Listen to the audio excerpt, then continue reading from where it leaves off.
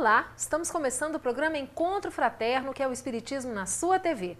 Hoje temos a alegria de receber para um bate-papo Márcia Ramos, uma trabalhadora espírita valorosa, que vai falar um pouco sobre o papel da mulher na atualidade. Você acompanha ainda Calcide Sarroris com o quadro O Evangelho Responde, a dica de leitura com Virgínia Wilson e o Momento Cultural. O programa foi feito para você e está começando. Fique conosco.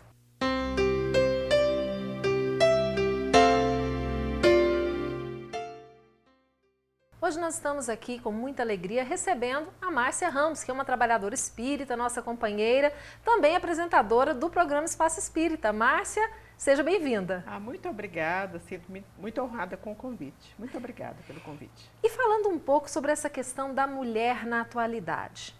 Historicamente, nós vamos avaliar que a mulher, ela sempre ficou aí numa posição inferior, de subalternidade. De onde vem isso, Márcia? Como é que surgiu essa questão da mulher ser inferior ao homem? Na verdade, nos primórdios, lá naqueles povos primitivos, algumas tribos, a mulher tinha uma relevância, tinha um destaque na sociedade. Com o tempo, e exatamente pela ausência de força física, ela foi cedendo o espaço e o homem assumindo, exatamente porque tinha mais força. Era um período que havia muita necessidade dessa força, mesmo porque para se fazer o fogo havia necessidade de bater a pedra, de bater a madeira, para fazer o atrito, para daí surgir o fogo. Então havia necessidade da proteção à família, proteção à mulher em face a animais selvagens, a face a questões climáticas. Então foram vários fatores que foram influenciando e a mulher acomodando e o homem assumindo cada vez mais o papel preponderante, o papel de chefe, de dominador, enfim. A Bíblia, ela nos conta lá aquela alegoria sobre a criação do mundo e sobre a criação dos seres vivos. E lá diz que Eva foi retirada, de uma costela de Adão. Você acredita que até mesmo essa alegoria bíblica enfatiza essa questão da mulher ser sempre dependente do homem? Sem dúvida, porque aí a interpretação que foi dada foi exatamente que ela não possuía alma. E daí, então, já que não possui alma, é realmente um ser inferior. E ficou fácil de administrar essa situação de um ser inferior, um ser que era desprovido de alma. E essa situação de desprovimento de alma, ela vem até as questões até o século XIX. Nós temos informação na Revista Espírita de Kardec, de 1866, de uma jovem francesa que havia concluído o curso de Direito. E aí houve aquela dificuldade para ela receber o diploma, se tornar bacharel, porque exatamente como é que faz com uma pessoa que não tem alma ser uma advogada, ser uma trabalhadora na área do direito. Ela lutou muito para conseguir esse direito que lhe era próprio, e isso foi em 1866. Olha só.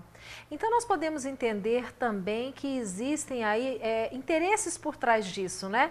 Talvez era melhor que se mantivesse a mulher, naquele patamar, como sendo aquele ser até sem alma, que seria mais fácil dominar, mais fácil controlar. Sem dúvida. E existiam três tipos de mulheres, né? As mulheres da rua, que eram as mulheres mais sem alma ainda, as mulheres escravas, que também eram desprovidas de alma, e as nobres, que também não podiam fazer absolutamente nada, elas tinham que ficar em casa como se fosse um enfeite, também sem alma, porque se ela administrasse alguma atividade dentro do lar, trabalhasse de alguma forma, ela se sentiria desvalorizada.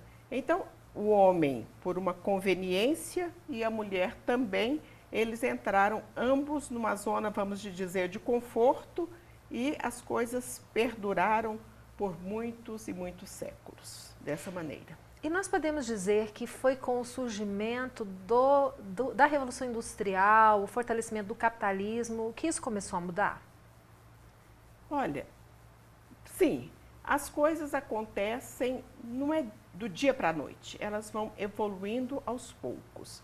Um grande feminista que surgiu foi exatamente o nosso Mestre Jesus. Então, como ele valorizou a mulher? Em todos os aspectos, ele valorizou aquelas mulheres com dificuldade, equivocadas, que o Novo Testamento está repleto de fatos belíssimos, trazidos, aferindo essa posição de Jesus em face à mulher. Mas a Revolução Industrial, que inicia no século XVIII e dá consequência no século XIX, foi um grande estímulo mesmo, porque aí a mulher teve necessidade de sair de casa, de procurar também compartilhar o trabalho profissional fora de casa. E aí, então, ela começa com mais vigor a deslanchar esse processo da independência, da libertação desse jugo machista que existia até então. E nós podemos entender que foi nesse momento que começou, então, a surgir uma competição entre os dois sexos, quando a mulher descobriu que ela também tinha a mesma competência, a mesma capacidade que os homens para entrar no mercado de trabalho. Podemos dizer que o feminismo pode ter começado a surgir também dessa ideia? Ah, sim, sem dúvida. Porque quando a mulher vai para as fábricas, quando ela surge no mercado de trabalho, ela ficou sobrecarregada, porque aí ela trabalhava fora e trabalhava em casa. Então, eram 3 jornadas de trabalho. Aí ela começou a imaginar, mas isso não está justo, isso não está certo dessa maneira que estão fazendo comigo. E daí, então, começam as cobranças e o homem também não estava preparado para administrar essa dificuldade que foi apresentada a ele. Porque até então, ele era o provedor e o dominador. E daí para frente, as coisas, elas começam a cobrar e as coisas começam a ter essa modificação muito proveitosa e muito oportuna. Bom, então nós vamos agora para um breve intervalo, mas daqui a pouquinho nós vamos falar um pouco sobre a mulher como símbolo sexual. Antes, acompanhe a dica de leitura com Virginia Wilson. Até já.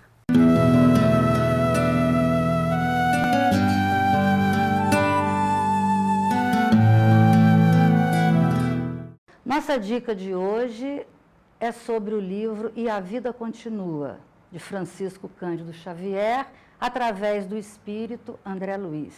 É um livro ameno, tranquilo, de leitura fácil e de muito agradável.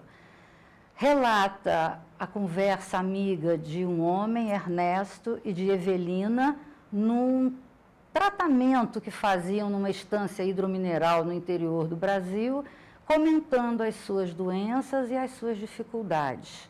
Tempos depois, eles se encontram em um outro hospital, um pouco diferente, e através de conversas, de orientações dos amigos espirituais, eles compreendem que já passam a viver a vida verdadeira, que é a vida do espírito. É importante nós ressaltarmos que esse romance é a base de um filme que estreou recentemente no nosso país, E a Vida Continua, e aqui em Goiânia nós podemos assisti-lo. Mas não deixem de ler o livro, que traz ensinamentos maravilhosos e que proporciona para nós, leitores, momento de muitas reflexões.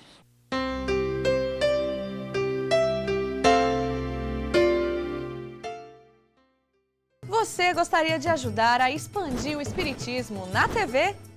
Então aí vai a dica. Com apenas R$30 por mês, você se torna sócio do Clube Amigos do Espiritismo e ajuda a levar a mensagem espírita a muito mais corações. Além de contribuir com este grande desafio, você ainda ganha brindes exclusivos. Uma revista que vira pôster e 2 DVDs todo mês na sua casa, com documentários, animações e videoaulas. E tem mais, quem se associar agora ganha uma camiseta exclusiva. Então, o que está esperando? São apenas R$30 por mês. Acesse www.amigosdoespiritismo.com.br, faça o seu cadastro e participe.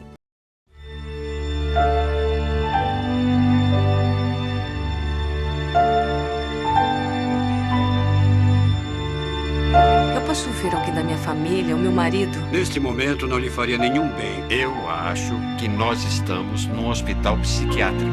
Na vida, muitas portas se abrem. Vocês acreditariam em mim se eu dissesse que não mais pisamos no planeta Terra?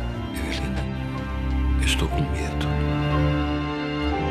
Qual seria a finalidade de estarmos aqui, instrutor Ribas? Aperfeiçoamento pessoal. Algumas relações não têm fim. Sabe qual foi a sensação que eu tive quando vi você pela primeira vez? Que eu já te conhecia de vidas passadas. E certas dívidas não são esquecidas. Agora que te encontrei, eu não divido você com homem nenhum. A gente não tem mais nada um com o outro. Eu matei um amigo há 20 e tantos anos e nunca mais tive paz. Matei porque ele assediava minha mulher. Vera, você sabe que Evelina já estava morta para mim muito antes do médico assinar o atestado de óbito dela. É hora do ajuste de contas. Fora daqui, assassino! Saber perdoar é recomeçar a viver. Do mesmo autor de Nosso Lar e a Vida Continua. Inspirado no livro de André Luiz, psicografado por Chico Xavier. 14 de setembro nos cinemas.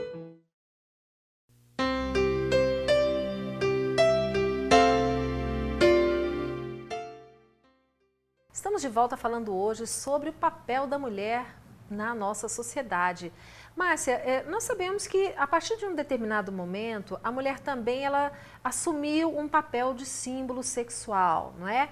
Como é que surgiu isso, decorrente de quê? E persiste isso ainda hoje? Eu diria que surgiu com a Eva, porque ela é um símbolo da tentação. Então, se a gente observar, surgiu com ela. Vamos observar a Dalila, por exemplo, lá do Sansão, que corta os cabelos dele, tira o poder que ele possuía. A dança dos 7 véus, lá da Salomé, dançando a dança dos 7 véus, e que, por consequência, é a cabeça do João Batista, né, do precursor do cristianismo, que é envolvida nessa história. Então, eu diria que desde que o mundo é mundo tem essa conotação de símbolo sexual. Num determinado momento, as coisas vão assim agravando mais. As bacanais que existiam em Roma. E hoje, atualmente, a gente vê que Hollywood teve uma grande influência daquelas mulheres exóticas, fatais, né, Avagage, né, com aquelas piteiras, com aquelas roupas muito insinuantes, a Rita Hayworth, a Brigitte Bardot. Então, na década de 40, 50, 60, as coisas vão assim, acelerando mais. E com a comunicação muito fácil, tornou-se muito fácil mostrar a mulher com essa verve, com esse lado de símbolo sexual. Mas praticamente desde que o mundo é mundo, a mulher é vista dessa maneira, infelizmente. Bom, mas a mulher tentando mudar isso realmente foi à luta e entrou no mercado de trabalho. Mas o que nós observamos hoje é que essa mulher, que é aquela que sai de casa, que trabalha, que enfrenta a tripla jornada de trabalho, como você já comentou, é também normalmente a encarregada pela educação dos filhos, é a responsável, né, entre aspas, pela educação dos filhos, tanto que quando alguma coisa dá errada, a mulher, a mãe é que é cobrada. E aí nós ouvimos dizer que a mulher é o sexo frágil. Será que seria o contrário? Já que a mulher consegue assumir tantos papéis, não é? Essa história de sexo frágil, o que você vê? É a fragilidade somente na força, mas a força moral das mulheres é muito grande e temos saído muito bem nessa proposta de renovação. As universidades estão repletas de jovens moças, todas elas envolvidas nos estudos, os laboratórios científicos, a política, o aspecto literário. Então, a mulher tem se saído muito bem em todas as áreas que ela se propôs ressaltar. Tem dado muito certo, graças a Deus tem dado muito certo. E essa questão dessa cobrança maior em torno da mãe, da mulher, pela educação dos filhos, será que isso seria esse resquício do passado? Ou seja, quando ela assumia aquele papel e o marido de provedor, hoje, embora não exista mais, não é, esse papel do marido como provedor e a mãe como aquela que está o tempo inteiro em casa, ela, no entanto, continuou assumindo essa atividade, não é? Quando deveria ser uma responsabilidade compartilhada. Não é? O que fazer para mudar isso? Vai ser mudado. Tem homens que hoje compartilham com as esposas a educação dos filhos, levam para a escola, ajudam nas tarefas, participam das atividades domésticas, melhorou muito. E o Espírito Emmanuel diz que os direitos dos homens e mulheres são iguais, porém a função é diferente. Então a função da mulher é a maternidade. E como mãe, ela tem, assim, chega à frente mesmo. É a criança que adoeceu, são as questões existenciais dos filhos, é o esteio de uma casa, de uma família, é realmente a mulher. Então, a função da mulher é diferenciada da função do homem. Mas eles estão compartilhando, participando bastante dentro das condições deles, eles estão até fazendo bonito. A gente vê muitos fazendo um trabalho muito bem feitinho, viu? E com relação à desigualdade salarial? Ainda hoje isso permanece, não é? Existe, a desigualdade salarial existe sim. Mas aí há necessidade das cobranças pela própria sociedade, que se cumpra a lei. Porque a lei, a Constituição, estamos falando de Brasil, fala que todos somos iguais perante a lei. Então não pode haver essa diferenciação de salários, de honorários em face a mulheres e homens. E somente através da competência que elas poderão exigir os seus direitos. E a competência vai pelo estudo, vai pela disciplina, porque muitas vezes o patrão deixa de contratar uma moça porque diz assim, daqui a pouco ela vai engravidar, daqui a pouco ela vai ter filhos, e vai trazer um prejuízo para a empresa. Então, é fazer a separação. Quando está na empresa, ela é uma empregada, uma funcionária, e viver aquele momento na empresa. Não levar o problema da casa para a empresa e vice-versa. E vice-versa. Então, isso aí, o tempo também vai se ajustando, as coisas vão se adequando, porque já adequou bastante, a tendência é só melhorar. Isso é muito bom. Eu vejo com muito bons olhos tudo isso que está acontecendo por aí. Bom, nós vamos novamente para um breve intervalo. Você antes acompanha Calcide Sarroris com o quadro O Evangelho Responde. E no retorno, nós vamos perguntar para a Márcia, é verdade que nós podemos nascer em futuras reencarnações em corpos masculinos ou femininos? Daqui a pouquinho.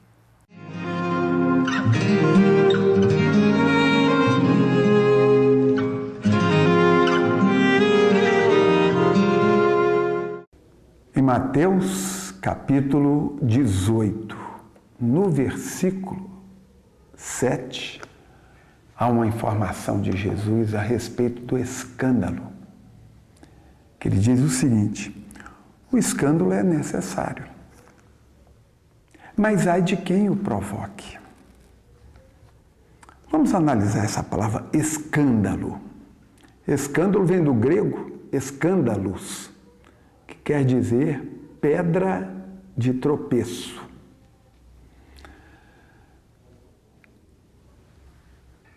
Escorregar, cair, que no latim originou a palavra peccare, pé de pés mesmo, e cadere é cair, cair por causa dos pés, ou seja, porque tropeçou. Escândalos e pecado. Numa tradução aí. Mas Jesus diz que o escândalo é necessário. E muita gente imagina que o escândalo é desejável. Não. Jesus diz que o escândalo é necessário. Às vezes, determinadas ocorrências são necessárias porque já chegaram num ponto tal que torna-se necessário que elas aconteçam. São inevitáveis. Analisemos a guerra. O que é a guerra? Alguém definiu a guerra como o vômito social. ou seja, a pessoa come demais, e aí há necessidade de se eliminar um pouco. Guerra é isso, é o escândalo pelo acúmulo, pela ingestão de armas, de ambição, de desejo de espoliação e tudo mais. Então Jesus ensina que o escândalo é necessário em face ainda da nossa inferioridade moral. Mas sendo necessário, ele lamenta ao dizer: ai daquele que o provoque. Dizendo para todos nós que, sendo necessário em face da nossa inferioridade, ainda existe uma situação de ajuste, de acerto, de experiências um tanto ou quanto dolorosas, para que a pessoa se ajuste perante a lei maior, a lei de Deus, diante do escândalo que tenha vindo a provocar. O Evangelho responde.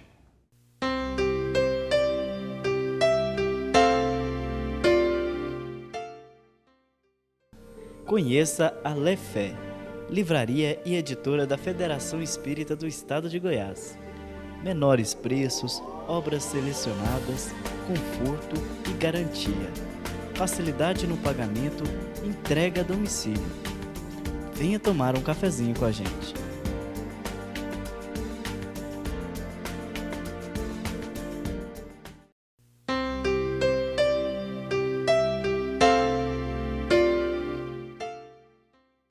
Estamos de volta falando hoje sobre o papel da mulher na atualidade, recebendo Márcia Ramos, nossa companheira, trabalhadora do Movimento Espírita.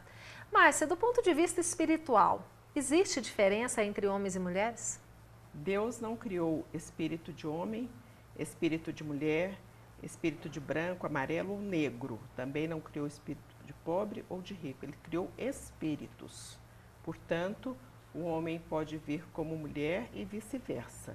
Nós temos na própria literatura espírita a informação clássica da reencarnação de Judas na figura de Joana d'Arc. Portanto, Judas Iscariotes reencarna na Idade Média. Certamente que houve também outras reencarnações, mas essa é destacada pela literatura espírita. Leon Denis tem um livro que se chama Joana d'Arc Médium, que conta a trajetória, e outros livros também contam a trajetória evolutiva do espírito Judas até chegar à condição de Joana d'Arc, que é hoje uma reverenciada pela Igreja Católica como santa e pelos franceses como a patronesse do território francês. Então, se nós, você falou o caso aí de um personagem que é conhecido de todos nós, Judas, Joana d'Arc, mas isso acontece também conosco, ou seja, hoje nós estamos aqui nessa condição de corpo feminino, de essência feminina, mas podemos ter reencarnado anteriormente como homens.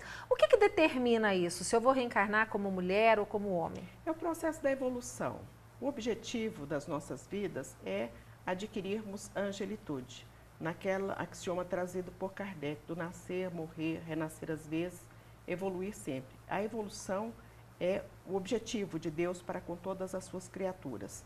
Então, se há necessidade, nesse processo evolutivo, de se nascer homem, de se nascer mulher, o planejamento espiritual, ele poderá ser feito concomitantemente com o reencarnante e as entidades mentoras, e poderá também ser feito compulsoriamente pelos próprios mentores, mas de toda forma há um planejamento.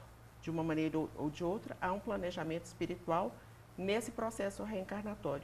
E aí é a conveniência no aspecto evolutivo, se virá reencarnado em homem ou se virá reencarnado em mulher. Em mulher. Nós podemos, por exemplo, entender que, digamos um exemplo, o homem que abusa muito do sexo feminino, que não dá valor, não é, que menospreza, ele pode futuramente reencarnar num corpo feminino para que ele aprenda a valorizar essa condição? Ah, sem dúvida, sem dúvida. E a história conta para a gente situações assim muito tristes desses fatos de abusos, de violência, e até hoje nós não ficamos livres dessas situações, porque as pessoas, de um modo geral, elas não entendem que todos nós somos iguais, feitos da mesma maneira, criados por Deus da mesma maneira, espíritos. E todas as vezes em que infringirmos essas leis, nós haveremos, de alguma maneira, quitar esse débito. Então, se vamos quitar esse débito em corpo feminino ou masculino, isso aí é o detalhe. Mas que vamos quitar débitos, vamos. Porque se não houver essa proposta pela própria lei de ação e reação, nós não atingiremos essas condições de angelitude e que é o objetivo de Deus para com todas as suas criaturas. De todos nós, ou seja, não há por que haver discriminação. Jamais. Bom, Márcia, o nosso tempo, infelizmente, ele está acabando, mas antes de terminarmos, qual seria a dica que você deixaria aí para todas as mulheres que nos assistem, para todos os homens que nos assistem, para vivermos em paz e harmonia com os nossos semelhantes? É atender os princípios do Evangelho. Os princípios do Evangelho são exatamente amar a Deus sobre todas as coisas e ao próximo como a nós mesmos. O próximo é o meu irmão, o meu marido, o meu vizinho, o meu padeiro, as pessoas que estão próximas de mim, as que eu conheço, as que eu não conheço, toda a humanidade. E o dia que a gente aprender a respeitar as pessoas como elas são, a vida fica fácil. A dificuldade é porque sempre queremos que as pessoas pensem como nós pensamos, ajam como nós gostaríamos que elas agissem. E daí vem os conflitos. Mas com o processo da evolução, que é inerente às nossas condições evolutivas, nós haveremos de apaziguar todas essas questões, porque fomos criados para a luz. Muito bem. Márcia, muito obrigada pela sua presença aqui conosco. Eu que agradeço. Muito obrigada pela oportunidade. Muita paz. E você pôde, então, observar que nós sempre devemos fazer ao outro aquilo que nós gostaríamos que fizessem a nós. Fica aí uma dica. Antes de terminarmos o programa, você ainda acompanha o Momento Cultural. Fiquem todos com Deus e até semana que vem.